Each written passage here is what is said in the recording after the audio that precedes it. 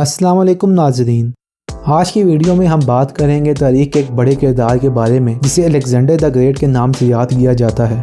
वो अलेक्जेंडर जिसने 10 साल के अरसे में दुनिया का नक्शा ही बदल कर रख दिया और आधी से ज़्यादा दुनिया पर अपनी हुकूमत कायम कर ली। वीडियो को बाकायदा शुरू करने से पहले अगर आपने चैनल को सब्सक्राइब नहीं किया तो सब्सक्राइब कर दें ताकि आपको आने वाली इन्फॉर्मेटिव वीडियोस मिलती रहें। अलेक्जेंडर यूनानी इलाके मैकेडोनिया में पैदा हुआ। उसके बाप का नाम फिलिप था जो कि मैकेडोनिया का बादशाह था। बचपन में अलेक्जेंडर ने अजीम यूनानी उस्ताद अरस्तू से तालीम हासिल की, जिसकी वजह से अलेक्जेंडर को साइंस और लिटरेचर का शौक पैदा हुआ। अपने बाप के कत्ल के बाद अलेक्जेंडर ने तख्त संभाला और सबसे पहले अपने बाप के कातलों को ढूंढ कर उन्हें मारा और उसके बाद उसने महल में मौजूद गद्दारों और अपने मुखालिफ लोगों को मौत के घाट उतार दिया। इस सब के बाद मैकेडोनिया की पूरी फौज एक जगह इकट्ठी हो गई और जो कोई भी अलेक्जेंडर के खिलाफ था उसने खामोशी इख्तियार कर ली। अब अलेक्जेंडर ने पर्शिया यानी कि ईरानी सल्तनत का रुख किया और जो कोई भी इसके रास्ते में आया अलेक्जेंडर ने सबको ज़मीन बोझ कर दिया। उसने शाम, मिस्र और आधे एशिया को फतह किया जबकि उसे एक शिकस्त भी ना हुई। उसको ईरानी सल्तनत के खिलाफ सबसे बड़ी कामयाबी इराक में मिली, जहां पर अलेक्जेंडर की फौज ने तादाद में कमी के बावजूद ईरानी फौज के सबसे बड़े लश्कर को शिकस्त देकर बहुत से फौजियों को मार दिया और जो फौजी बच गए थे वो अपनी जान बचाकर भाग निकले, जिनमें से कुछ फौजियों को बाद में गिरफ्तार करके गुलाम बना दिया गया। इस तरह एक जवान यूनानी बादशाह ने 25 साल की उम्र में एक बड़ी सल्तनत को हराकर उसे अपने कब्जे में कर लिया। अपनी ज़िंदगी के अगले 8 सालों में अलेक्जेंडर ने बतौर एक बादशाह, सिपहसालार, सियासतदान और स्कॉलर के अपनी फ़ौज को लेकर आगे ही आगे बढ़ता गया और 17,000 किलोमीटर का इलाका फतह किया, जिसमें 70 से ज़्यादा छोटे बड़े शहर आते हैं।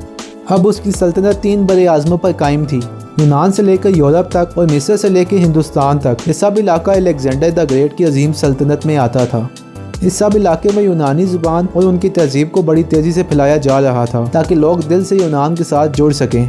अलेक्जेंडर ने जब हिंदुस्तान पर हमला किया तो उसका सामना पंजाब में राजा पोरस के साथ हुआ। राजा पोरस की फ़ौज अलेक्जेंडर की फ़ौज जितनी तजर्बेकार नहीं थी, लेकिन राजा पोरस के पास हाथी थे जिनसे अलेक्जेंडर का पहले कभी सामना नहीं हुआ था। लेकिन जब जंग शुरू हुई तो राजा पोरस की फ़ौज अलेक्जेंडर की फ़ौज के सामने ज़्यादा देर न ठहर सकी, जिसके बाद यूनानी फ़ौज ने मैदान मार लिया और यूं हिंदुस्तान में अलेक्जेंडर को पहली कामयाबी मिली।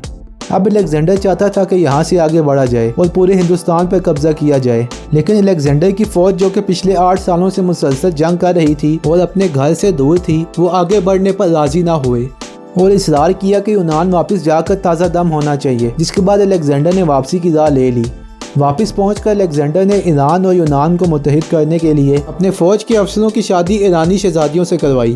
कुछ अर्सा गुजरने के बाद अलेक्जेंडर पर दोबारा से दुनिया को फतह करने का भूत सवार हुआ। इस बार उसने अरब ममालिक पर हमला करने का मंसूबा बनाना शुरू कर दिया, लेकिन ज़िंदगी ने उसे इतनी मोहलत न दी और वो 32 साल की उम्र में इस दुनिया से रुखसत हो गया। कुछ मौलिक लिखते हैं कि अलेक्जेंडर मलेरिया या किसी दूसरी बीमारी से मरा, जबकि कुछ का ख्याल है कि उसे जहर दिया गया था। लेकिन यहाँ पर हमें यह सबक मिलता है कि इंसान पूरी ज़िंदगी दौलत, शोहरत, माल और ज़मीन के पीछे भागता है, लेकिन जब वही इंसान मरता है तो उसे हाली हाथ दफनाया जाता है और उसकी कमाई हुई दौलत इसी दुनिया में रह जाती है। इसलिए हमें चाहिए कि हम हमेशा सीधे रास्ते पर चलें और ज़्यादा से ज़्यादा की दौड़ में ना पड़ें। तो ये थी फ्रेंड्स आज की वीडियो। उम्मीद करता हूँ कि आपको पसंद आई होगी। आखिर में चैनल को सब्सक्राइब और वीडियो को लाइक करना ना भूलिएगा। मैं मिलूँगा आपसे अगली वीडियो में, तब तक के लिए इजाज़त चाहता हूँ। अल्लाह हाफिज़।